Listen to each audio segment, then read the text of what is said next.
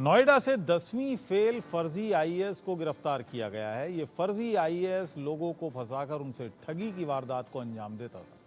दरअसल आरोपी 7 साल से कम सजा पाने वाले लोगों की यूपी कॉप ऐप से डिटेल निकालता था।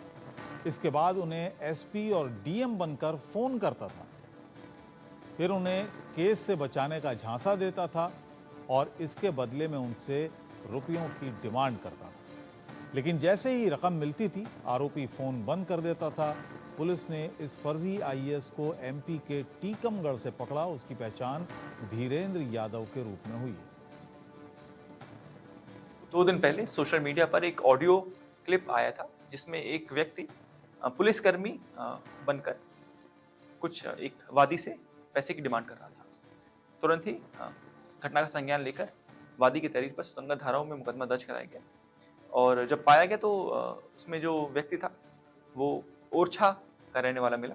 उसका नाम धीरेन्द्र यादव है। ओरछा यूपी और एमपी के बॉर्डर में कानपुर के पास और ललितपुर के पास एक छोटा जनपद है, वहाँ से इसकी गिरफ्तारी हुई। ये वहाँ पे एक गिरोह की तरह काम करता है। ये लोग का मुख्य मॉडस ऑपरेंडी यह है कि ये लोग यूपी कॉप ऐप जो एक ऐप है उसमें एफआईआर्स अपलोडेड होती हैं, तो उनकी एफआईआर ऑनलाइन निकाल कर और ऐसे मुकदमे जहाँ पर जनरली अरेस्टिंग कोर्ट के आदेश से नहीं की जाती है या ऐसे मुकदमे जहाँ उनको लगता है कि बहुत ही अर्जेंसी है, जैसे 366 के मुकदमे, इस तरह के कुछ चुनिंदा मुकदमे छाट कर ये लोग वादी को कॉल करते थे और मुकदमा एक्सपेडाइट कराने का नाम पर उससे 3 से 5 हज़ार रुपये की डिमांड करते थे। ये डिमांड ये लोग कई बार मुकदमा एक्सपेडाइट कराने के नाम पर, कभी ये जल्दी गिरफ्तारी कराने के नाम पर, कभी गिरफ्तारी कराने के नाम पर, कभी किसी खर्चे पाने के नाम पर, इन अलग अलग बहानों से 3 से 5 हज़ार रुपये ये लोग कलेक्ट करते थे। और ये लोग अपने पर्सनल नंबर से कॉल नहीं करते थे। इनकी एक वहाँ पे लोकल शॉपकीपर से साठगांठ थी, जहाँ से ये ऑलरेडी एक्टिवेटेड सिम मंगाते थे और जिस शॉपकीपर से मंगाते थे उस शॉपकीपर को भी इस पूरे पैसे का 20% कट देते थे।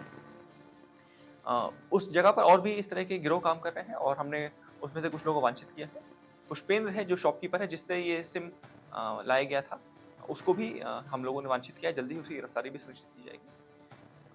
इससे एक संदेश मैं ये भी देना चाहूँगा सभी व्यूअर्स को कि कभी भी इस तरह की कॉल जो आपको मुकदमा एक्सपेडाइट करने के नाम पर या किसी भी तरीके की अगर वसूली की या पैसे मांगने की शिकायत अगर आपको आ रही है तो उससे बचें। आजकल के फ्रॉडस्टर्स बहुत सारा डेटा, ये पिछले 1 साल से ये काम कर रहा था और नोएडा फेज़ 1 में भी हमको एक मुकदमा मिला है जिसमें वादी द्वारा कुछ पैसे इसको दिए गए थे, वो भी मुकदमा हमें इसका मिला है। इसके अलावा अन्य जनपदों में भी इसके मुकदमे